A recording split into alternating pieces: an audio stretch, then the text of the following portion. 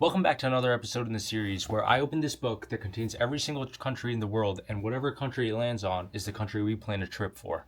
So let's see where we're headed to today. The country we're going to today is Belize. Belize is located in Central America. It's right next to Guatemala and has a Caribbean coastline. Because of this, we're going to segment our trip into two different segments, one for land-based activities in San Ignacio and the other for island life in Key Calker. The first half of our trip is going to be spent in San Ignacio. The first thing we're going to do when we land at the airport is rent a car from Crystal Auto Rentals. We're going to rent any one of the cars listed here, and it's going to cost us roughly $80 to $100 per person. Once we have our car, we're going to drive over to our Airbnb in San Ignacio. Our Airbnb is going to have 3 bedrooms and 3 beds, and it's going to have an inbuilt washer and dryer. It's going to cost us a total of $105 per person for 4 nights. For our second day in Belize, we're going to start off by going to the Green Iguana Conservation Project, where we'll be holding iguanas. This excursion is going to cost us $15 per person. Next up, we have Cajal Pech. Cajal Pech is a Mayan site, and that's going to cost us $5 per person.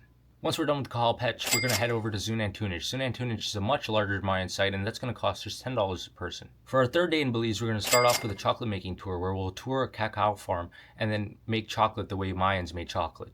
This is going to cost roughly $45 per person. Once we're done making chocolate, we're going to take a road trip down Hummingbird Highway and head over to Angel Falls ziplining, where we'll zipline through the rainforest, and that's going to cost us roughly $90 per person. For our fourth day in Belize, we're going to go on a full day ATM cave tour, where we'll tour a Mayan sacrificial cave. The tour will last the entire day, and it will cost us $145 per person. The fifth day is going to be pretty much a travel day, but we'll stop at the Belize Zoo to see all the animals native to Belize, and that's going to cost us $20 to enter. Once we're done with the zoo, we're going to return our car and get dropped off at the water taxi. The water taxi is going to take us to Key Calker, where we'll be spending the rest of the trip.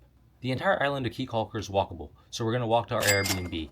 Our Airbnb is going to have 4 beds, and it's going to cost roughly $200 per person for 4 nights. Our Airbnb is also going to have a nice swimming pool attached to it for us to enjoy.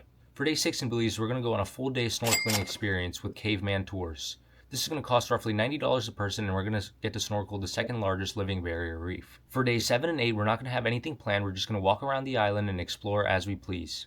We are going to stop at Stingray Beach at 4 p.m. on one of those days so that we can see the stingrays as they get fed. And we're also going to go bar hopping, as there's a ton of bars on the island and we wouldn't want to miss out on that experience. On day 9, we're going to leave the island and head home. As far as total cost goes, if we budget $350 for food, we'll end up with a total cost of anywhere between $1,400 to $1,500 per person for 9 nights in Belize. So thanks for planning another trip with me that I can't attend, and I'll see you on the next episode.